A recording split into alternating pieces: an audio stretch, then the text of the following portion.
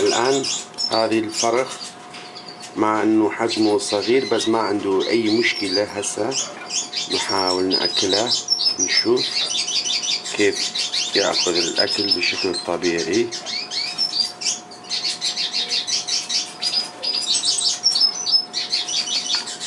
كما تلاحظون انه فرخ طبيعي جدا ويطلب الطعام بشكل طبيعي. بس الفرخ اللغ كان عنده هاي البكتيريا، هاي المشكلة،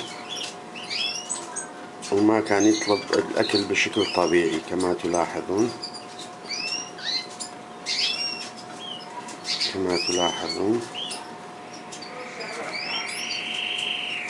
كما تلاحظون الفرخ يأكل بشكل طبيعي حتى تملي الحوصلة بشكل كامل.